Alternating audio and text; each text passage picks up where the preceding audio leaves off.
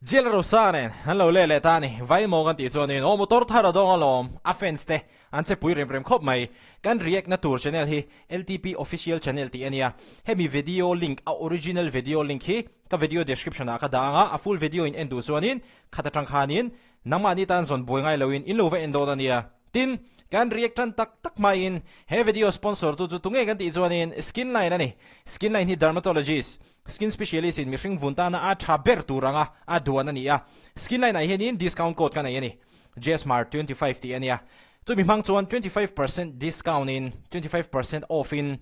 skin line brand products zongzong hi in cha thei ani a cha na tur link hi comment section a kan pinang tin offline na in leidu chuan in Millennium Center A6 ground floor Zo Care Clinic a son Jaz Hmar 25 invatike wanga 25% off in skin line brand big hi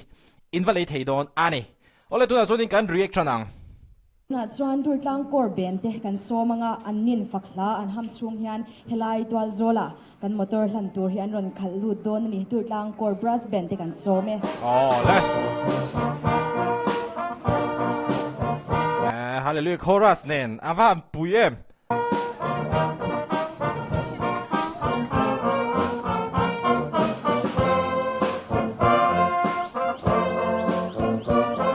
Konge motor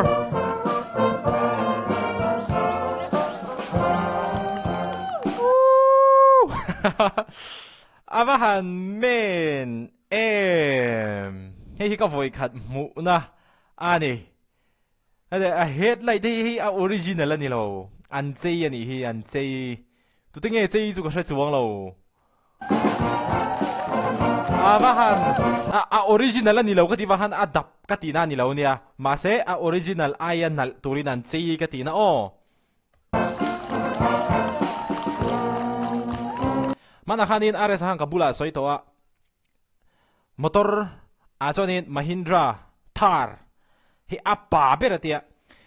a Thar apo khanin a model Thar po ni chuang lo heta a model lui ti meng o a model ron chuak ma sa zo ka hi a one doors a four door ni lo two doors zo ka hi hemi hi apa ate zinna vela te hin han kengila a kongka te hi han khar khulwi la te ni a du thu sam ang tak kha he a fence ten an pedon ane ha purem rem khop mai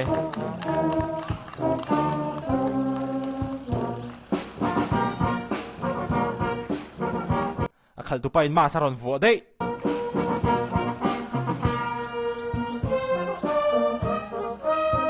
a vahan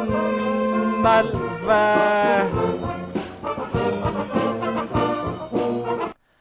Misoro ma Thar kan mu to so so cho nên lamoi ver mai lo mo le tro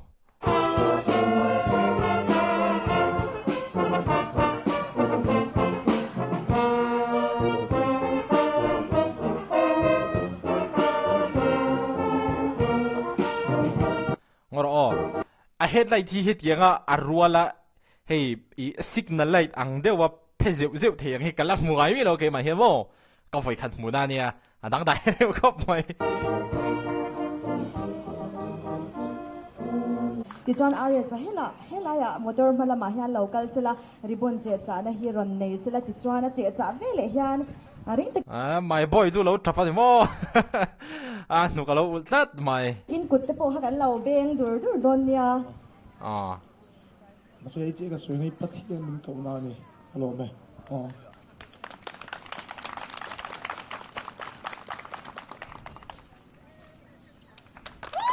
Haro pui ha mai aria sa kan van long PM ti chuan cha bi hi pi ral sang zwali man mi el chak chua kyan min han han sak le hal mai sila change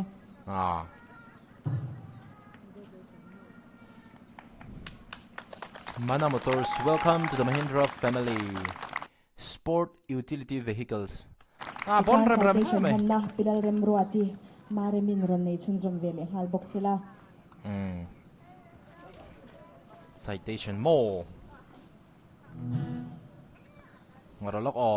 kan lo comment lo kala hinin cake sei turom don bokin ka siya nice don khop mai. Tin video hi a full in ka react don lo nia. A full in endu chuanin soito hanin LTP official channel a henin ve endon nia. Kan siar chua ka joy moi na Ani lai. A citation chiar chia lâu ngày sắc ta lo motor thar lâu en veng lâu en vong fuck mày lòng puyom không mày real khi ta hi zanin emotions tam takare sa kena feel do na ni alom bokanga chuanin emotional bokanga chuan thung ri la chuanin te poti vak mai theya kha chu hriat big chi alowa amaro chu ati ka ring thawa keima chu mo yak en zel photang na Lalrosanga nangma zoi ora khathil pakhat khai lo le ai ahar sia hi le na amau saka ko lai hi helai hi lo pot le man do ne na moi na CLM ole tu da citation unde win ngai thang sanga nangma zoi moi tu pathianin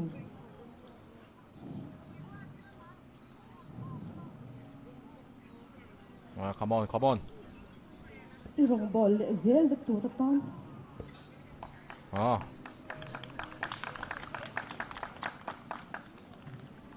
motor pek adu na che ti hlot lin na a om thei nan ke ni min mang du hi kan lom tak zet ani ikal zel tura dal pan tharau fin na pe che in ima shwai zel zero se inu le pa te hian kan backup zel ang che fa pa mangai introm group was a very good nice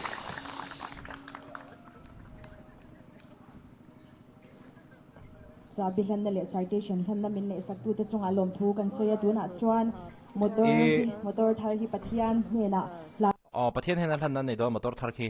motor man hi kan en chin prima aman zat tak hi nuai som panga chuang manan tia om zia chonin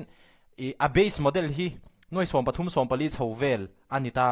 chuan hi a base model ani lo ti achianga chuan khi nuai som panga chuang hret manani ka ring lo boka nuai som panga chuang fe man ani ka ring ani offense te hianin hey motor reng a chuanin a base model om ta ti khanin a vren chi sang kha om ta offense te hianin pek ve tak ro a chuanin a base model aya chung hret pon pek du ka ring lo model sang tak kimi a class ro pokhenin a model sang pol an pek ka ring ani chuti khop chuanin an du sakin ka hria ama himo ana chung try na te min le sakturin captain na rin moya lo somang hela hi chu athutak de ulai chi nania kita khenin motor a khen kun khatten an tong try do na heta kan huang hian mo are sapo hi hnuk a ul na sa ani tunai hi zeb lo join ka buai de ulaka mo research paper hi submit vat du ka neya tungka university week kan nei box ya mani boy hen ka buaya ke ma hi ti chuanin kan han phei zelanga cake cutting lai hi kan enanga chuan Samson and Troy oma Ziona Peter kan muboka Peter hi kan soilo kange hetea kan en paina rem mai nizana ka Instagram ai hianin hemi apost ate hi ka post chong ani Rosalind Lasi College Veng 9774369178 hemi phone number ai hianin Lasi tui tak ti sang blueberry strawberry mango kiwi le a plain flavor chinga wholesale in an pe thei ani eka story chon sak nge ani petera kha inno dor ve theu don ne te kha kan ron shout out tel bok ani chonin Samsona nupui feldeu mel thadeu ineya khapo kha khalom pui lu tukche wholesale khan ron ti ta duan i chu zai sila ti chuan are sapule are sanute local box la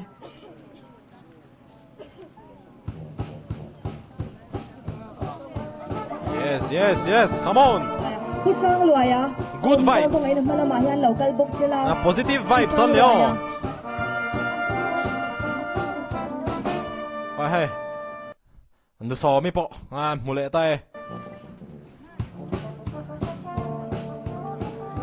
kusang luaya hi are sa papa ani kek zai sila chuan ku kan lo peng don nya motor thang le ke kani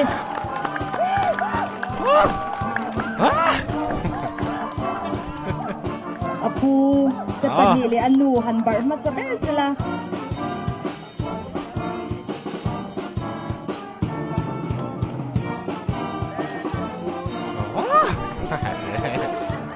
là viral mà trai lâu push về chứ thì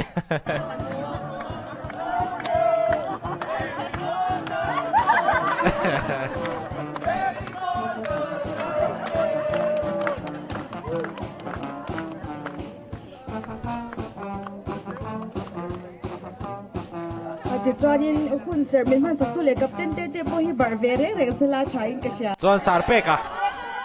Sarpeka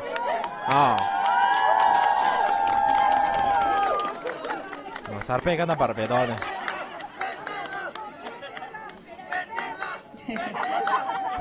yan đó mình lâu tia hay are sa bar tour kha ale lo ka met khanin good hey voi na hianin hey aresa motor chatak mai a o em le on rei ta ka ta to alempo nei na sa tro alempo nei alempo ron kengzi asel ron kengzi asela chuanin amhing po hi jelal ro thara kan tia lo phua fele der to mai hey hun rei ta ka lo o to du sak tu ta kal tlangin le pathian kal tlangin voinia dong hi a thian te chuang kan lom pui tak zeta voinia hianin changka ta ka lo man thainan du sak na sang ber kan la ne so login i aming po i jelal ro sang ani to jelal ro thara ani to mo ama hi tura hianin i gospel artist ani to do na chu kan lom pui em ma thian te hian thinluk takin kan lom pui ti kha kan soi ve sim ani chu That one the spot lo tin Lalrosanga mga taka anu te havina motor tharan pe ke kan chung kwa achang kan lom ema pathian le andi chung ka chungan lom thokan sai tak mai wani hey voina ai utai kon lama kanau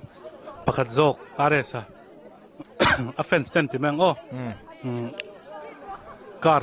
sai zo tir lawang min nge ko tak sar pe again em for this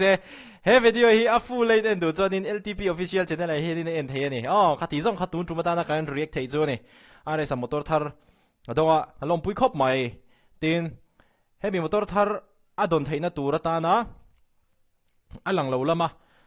hun le tha lo seng song song te poisa lo tho song song te an chuan om ka te an fak om ka te keinin an thil ti te an malak na te kha kan va mu pui vek kherlo ama ro chu a phena hianin na satakin ma an lo la ve char charani hi chu hei ro hi chu ka hriat pui ma an lo la ve char chara chuan motor thar adong don kan in phuang ta hena motor thar adong don ti hi mo aruk deuh khanin min hrilve ni tu te mo ne khan chuan pisai nguri te ina chok an ei khan ari sangan arukin min hril ru chuan atep chodin alo hreve deuh to are sapo khan mo chuan khamin nu khanin mi then khat khan min hril le are sai hril mi zu min tia a deuh to ang khanin ka hrebok si keila khan mo engpo ni se hey alom om ani mai a chan chu khamini khan ro sai to lo ngam pa chu I du to phot me de khanin sha chak de khan lo om phot me ro ko comment section na te khanin du le lo zel din call ve lo la ale po ni se aro pui khop mai he thil hi chu spoil hey soi chuo pal ron soi chuo pal kha ol deuh mai ania motoran pek tak ma po khan voi khat po kha ka riak na khanin Valentine's Day khanin thil ro pui taka thleng don ha ka lo ti pal peka keila khan mo nga phurut tu khan ha min ron shiliam liam hlama kai ilo sei lang le pal lo nge tak kan pek mai te kha mi ran te ni khatiang vel kha ni phurom khop mai po ni se ti zong khatun rumata na kan react thei chu ni a full video in endu chonin LTP official channel a en tur oma chuanin mundang apo henin omai thei ni in love en ve theu don ania video le kan in hule theu don yo